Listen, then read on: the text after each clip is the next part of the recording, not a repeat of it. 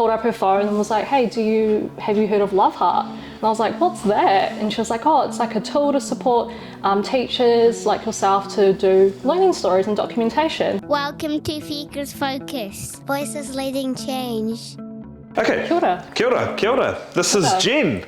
We're here with Jen. Jen is coming from LoveHeart AI. I think why it's awesome to be able to talk to you face to face. We've been talking to you online, and obviously Anand, our mate Anand, and we're really excited as a company to see this advancement in the technology that's really supporting teachers. We were really captured by what LoveHeart AI really stands for and what they're trying to do.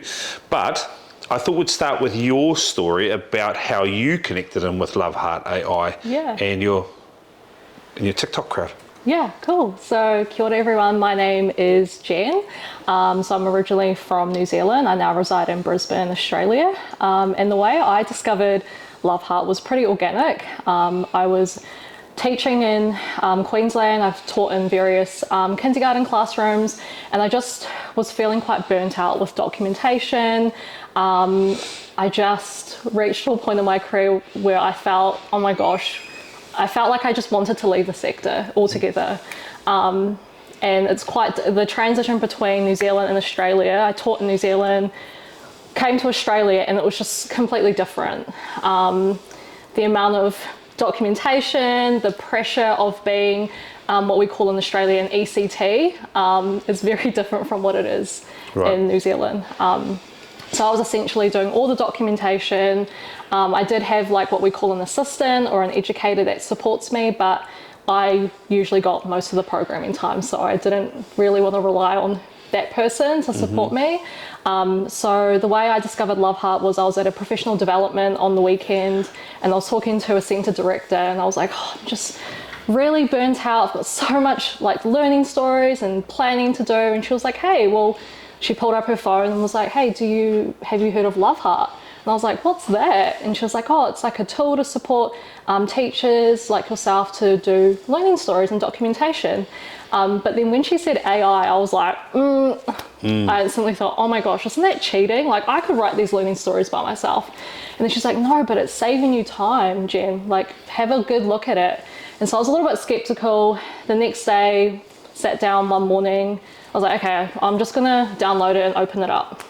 Opened it up, headed into like the learning story feature, and then I wrote in like a story or a thought of a child that I could type into, and then push send, and then it just opened up this beautiful learning story. It had pulled exactly what I was thinking, but it just articulated it so beautifully.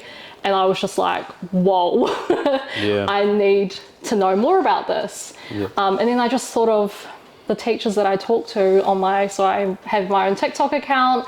I have a few early childhood teachers following me both in New Zealand and Australia. And they were just struggling. I was sharing my journey of transitioning between New Zealand to Australia. And I was like, I need to share this with my community because I feel like we're all struggling here. This tool's going to just save our teachers so much time. And then I decided to just share it. And I woke up the next morning, it had like 100,000 views on the video. You know, there was a lot of negativity though in the comment section. You know, that's cheating, that's taking away, you know, your voice. And the more I researched LoveHeart, the more I said, no, it doesn't actually, because you're still putting in that work.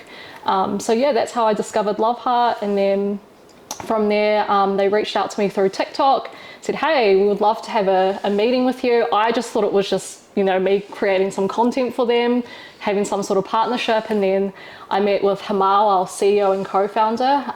And yeah, we met up in Brisbane. He offered me a role to show everyone how LoveHeart works to early childhood teachers. Okay, so let's come backwards to a first thing. So the biggest bane in actually probably most jobs in the world is paperwork. Yeah, right. Absolutely. We know that. But in the teaching realms, where paperwork really detracts from the job is often it sits in a scenario of it's very mundane in terms of it's not, you're trying to tell stories about children, but it's trying to keep the relevance. You know, if you're trying to report on something that you saw on Monday and your programming time's Friday, it doesn't happen quick, and then the authenticity disappears around some of that. And we're trying to always free up teachers to be able to comment and build learning stories about children and document all the great things that children are doing. Yeah. So we know, number one, that paperwork is a real bane. Secondly, we also, and I think this is probably a major part, is it seems always, and this is my experience in early childhood, sometimes it seems it's always in a summative nature. So I want to talk to the AI function, the Sentinel, and obviously Coach Sue, Yeah. And what that's doing for us as professionals. So got a child, Ray, put in some, it's not just a matter of, I'm going to put in a few words, hey, can you write a story about Ray and in the sandpit? Yeah. So it's not like that No, at all. absolutely not.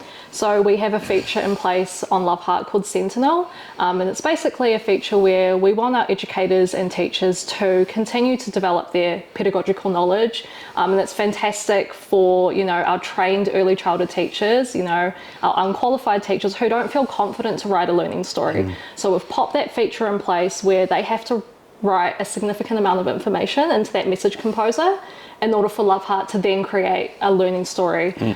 So we've put that feature in place so essentially they could prompt them to keep writing, to keep adding more information, or you can actually get help from Coach Sue. So what it does there, what's amazing about this pretty incredible piece of technology is it'll say, so Ray is working on making friends as a context.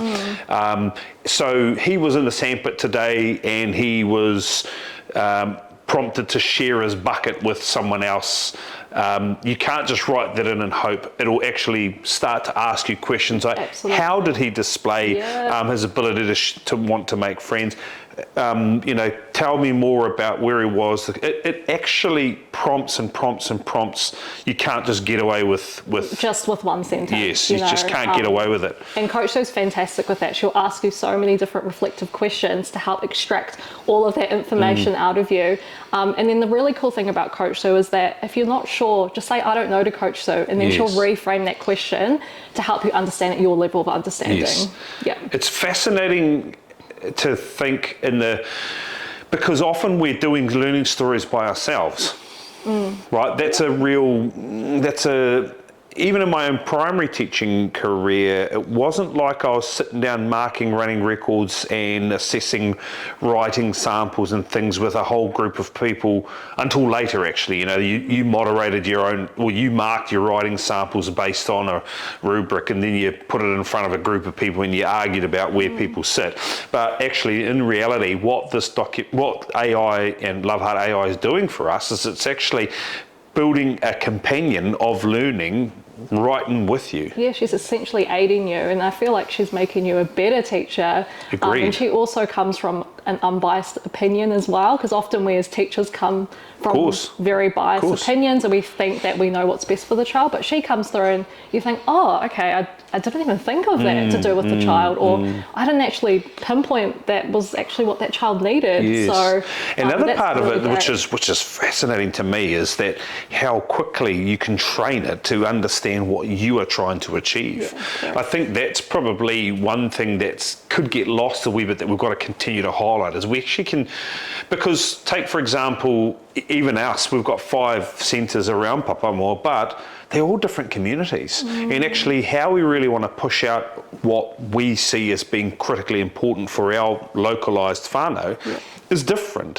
So we can actually work hard in training the AI component of it to really make sure it keeps us accountable towards our community, but also continue to ask probing questions to make sure that we're continually meeting potentially evolving needs. Yeah, exactly. And that's where that feature comes in place with philosophy, where you can really localize it and customize it to your services. So so far, I heard you say you got potentially about 30,000 users. Is that what you're saying in that space? What does it look like in Aotearoa in New Zealand? What is it? You've had a big imprint? Is it? Yeah, in the last couple of months, we've grown quite rapidly in Aotearoa, New Zealand.